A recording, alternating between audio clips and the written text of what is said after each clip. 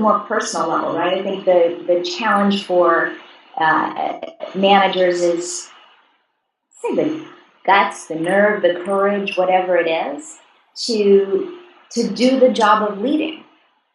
And it is, I think, especially in big social and somewhat political environments, for senior people and for younger managers in most environments, there's a tension between our basic interest and desire to be liked and the hard work of leading, which means being willing to do things that we grow up thinking are unpopular, like saying, that didn't cut it.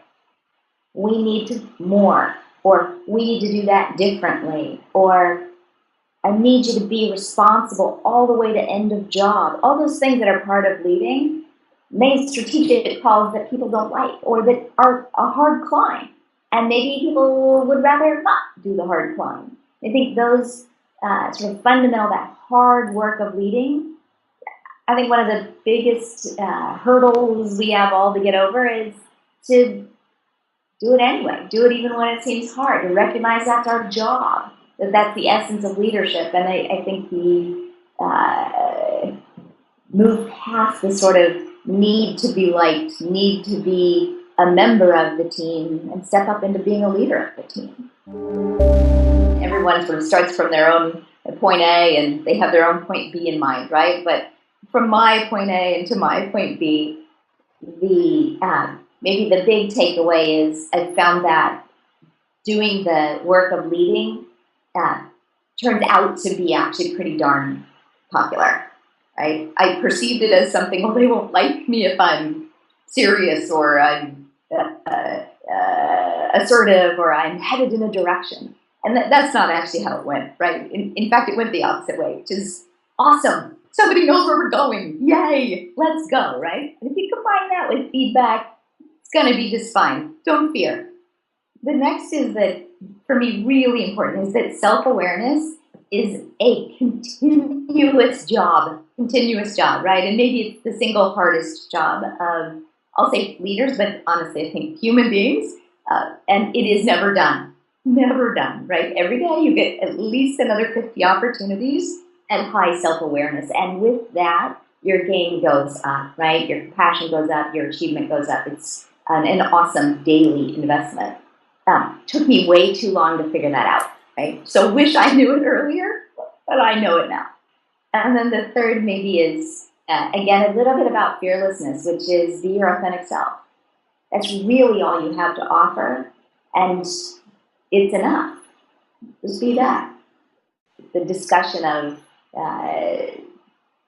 say engaging people, building leaders, I think is a phenomenally important conversation. And probably like you, I look at those scores on the engagement, and sort of working where I just worked, and the some of the circular nature of that, I think really something significant needs to change.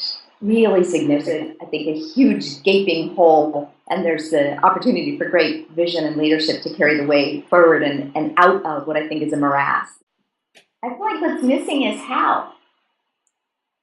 I think there's a lot of discussion on you should do these things. I don't think there's a ton of discussion on how.